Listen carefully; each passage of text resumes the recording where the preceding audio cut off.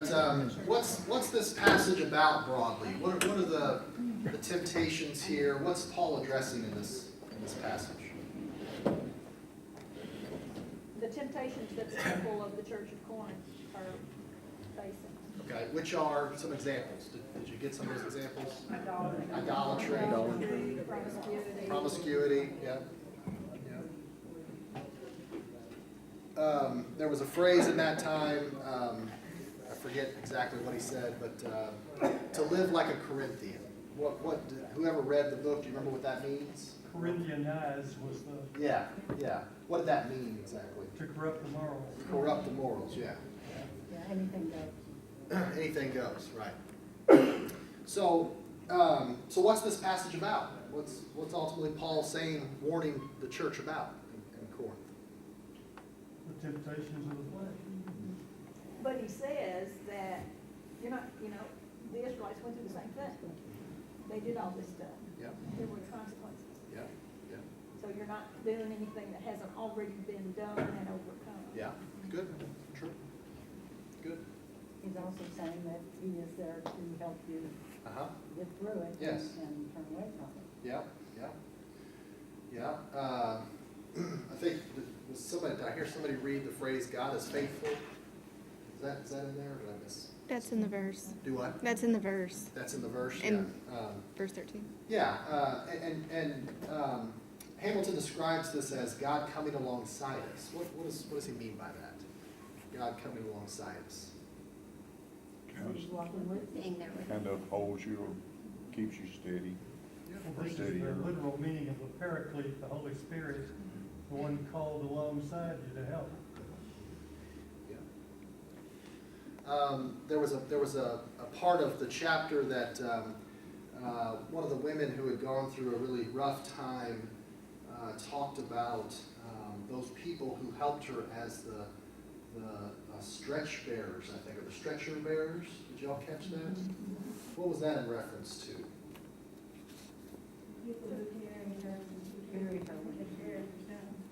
Do you remember the story of was the disciples who lowered the man down through the roof? The friends lowered the man down through the roof to be healed by Jesus. This was the reference there, the stretcher bearers. This is the emphasis he's trying to I mean, it's nuanced here, okay? I mean, I know you may think, well, it's just a little bit different emphasis, but that's the point. He's emphasizing more that rather than God causing these things, or giving these things to us, that in fact God is with us when these things happen to us, which is a different kind of emphasis. Okay? How many of you all feel like God tests you or tempts you sometimes? Anybody feel like that? Yeah? Okay. All right. Yeah? John, you want to say something? Up till a few years ago, I felt like it was God testing me. But I have come to the conclusion it's not God testing me. It's the world that cracks on me. Yeah. And God is there to help me through it. Is it God that's testing us? Or is it evil? Or the darkness that's in the world, the darkness that's within all of us? Is that what's testing us? Yeah, Don? I don't think it's God testing us. I think God created us with a free will. And having that free will, there are things that do test us, but I don't think that's God directly. Okay. Trying to check me out to see whether I'm going to yield to temptation or not. Yeah, good. Or we're trying to be too independent. We're not testing ourselves, but you'll have parents say of children, they're testing. Uh-huh. Yeah. See how much you can get away Verse with. 9, it comes out and says we should not test Christ. So maybe some of the things is something that we're doing, like, if I try this, will he really save me? Or maybe we're pushing it. Yeah. And maybe the testing and temptation, all that stuff has more to do with with our own human condition and the realities within us all versus what's on the outside doing something to us. So, for instance, some of us believe that God is the one that's testing, but others would say, well, the devil made me do it. You heard that phrase? there's a sense in lots of respects that, there are some who would say that the devil actually is just something we come up with to blame everything on and not take accountability for ourselves and our responsibility for our actions, knowing that maybe the devil or evil or whatever it is a little bit closer to home than we want to believe. And maybe it's not the devil made me do it, but I just did this and I messed up. So it's a different way of thinking about it, and he ends up. I know we gotta close out here shortly, but he ends up flipping the phrase on its head and saying, it's not about God giving these things to us or God testing us or God being the one that's tempting us, but rather, to John's point, Hamilton is saying that in fact there's just some crap in the world, right? There's just some awful things that happen to us. And it's just a matter, it's just the way that things are. God doesn't make these things happen. They just do. But the good news of our faith, the good news of being people of faith, is that we believe in a God who does not leave us alone in the midst of those circumstances. That in fact lifts us up and carries us through one another in our greatest times of need. I mean, when you reach out to someone who is grieving, when you reach out to someone who's been sick, when you care for people who literally are at their wits' end and don't know where to turn, that's God working through you, being those stretcher bearers, right? And what he's saying is that God doesn't cause these things to happen. God doesn't put all this on us. God doesn't give us more than we can handle, but in fact, God helps us handle what we've been given. That's the change. That's the flip he gives. What's the difference there? Yeah, Jeff. Do we have a proactive God that when he sees the world getting ready to crap on us, that he limits what the world can throw on us because he wants us to be able to handle everything that's thrown at us? What do you think? Does God, and this goes back to, does everything happen for a reason? How much does God intervene, with what happens in the world? Well, then you would ask, well, at what level is he going to stop? He's going to let it happen halfway because, Well, maybe that depends on society, and when are we getting ready, or when will we be willing to ask him to help? Yeah. Yeah, I think that, honestly, I think that God, in many respects, intervenes through us to prevent things from getting worse often, and prevents through us changing and transforming circumstances so that things can get better and don't get worse. Whether or not God, as omnipotent presence comes in and stops, and how much and when, we'll never know the answer to that question. I'm just bringing it. Yeah, no, it's an excellent question. And I think that's something we all wrestle with as it relates to this question and others, It goes back to the question of prayer. Why do we pray? If we don't believe God can intervene, then why do we pray? What point does it serve? Well, we pray because we do believe God can intervene and God can do things in a different way. I personally believe that God often intervenes and changes things by working through us. Now, God can do things that I can't do and we can't do as a community of faith, certainly, but more often than not, yeah. I guess everybody has to decide for themselves what they think they're doing when they pray, but to me, when you pray, you're asking God to let you use the things that he has given you to deal with whatever it is. I'm not one that believes that God directly intervenes in things, but he gives us the tools and the ability, if we choose to use them, to do what we hope is the right thing. Yeah. Tom? I'm like you. I do believe that God works through us to alleviate or help in times of great distress and tragedy. I saw a clip on TV the other night. I guess it was last night. They were doing a thing about the guy who was shooting from the tower at the University of Texas years ago. I remember that. Well, one of the remarkable things was one of the women that was shot was pregnant and lying in the mall area, wide open.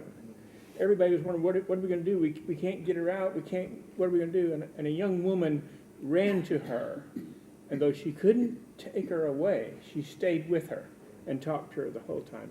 So I think coming alongside, that we talked about, is a remarkable thing, and I do believe that God calls us to be supportive and helpful in times of great distress.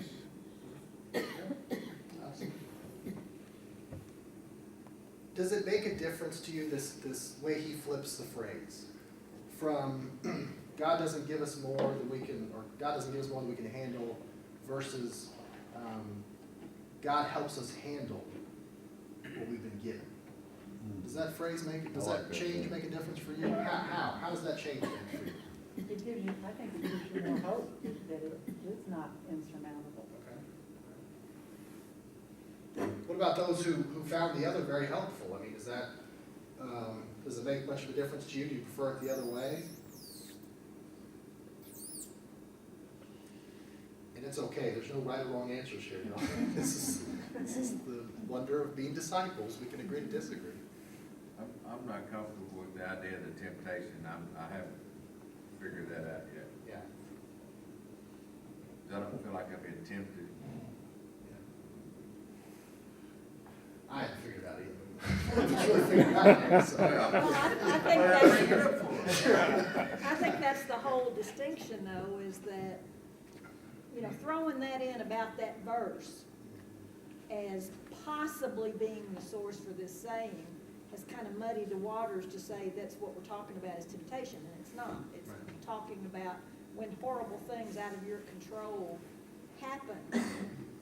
That's not the same as temptation. No, it's not. And I think that's, maybe he, didn't make that point clearly enough. And No, that's exactly his point. Using that verse. Yes.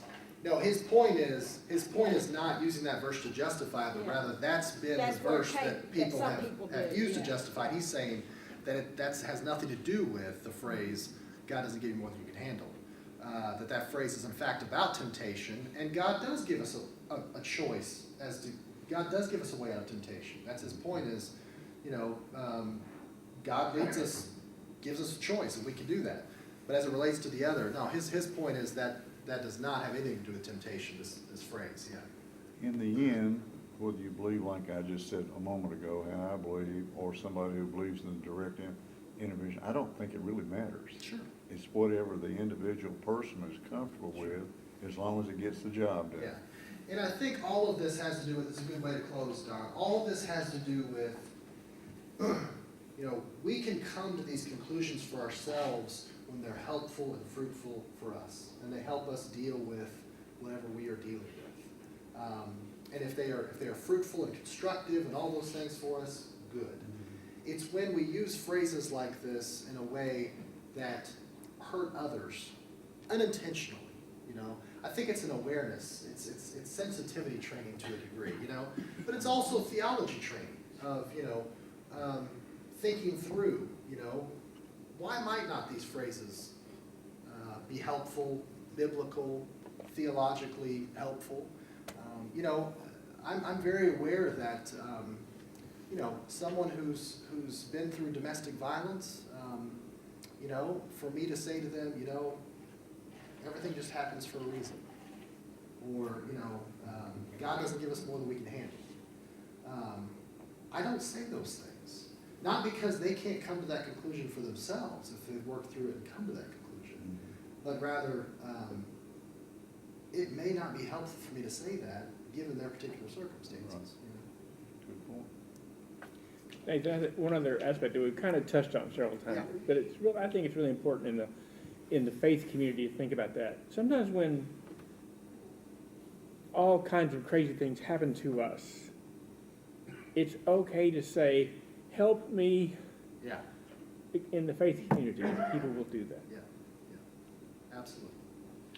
Yeah, and I think that in fact, we are called to be, I think our culture teaches us to be independent, be on our own, to be strong, do it, just pull up our bootstraps and just do it ourselves. Christianity, though, is not an independent faith. It's a dependency. We are completely dependent upon God and one another, period, as much as we convince ourselves otherwise. And it's okay to be dependent on God and one another.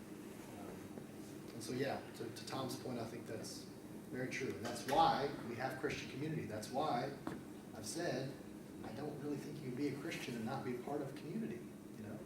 It just doesn't work in the way that I understand how God works. So. Okay, it's time. Thank you all for being here tonight. And next week, chapter 5 will conclude things. Good conversation. Did you get my email about Sunday school?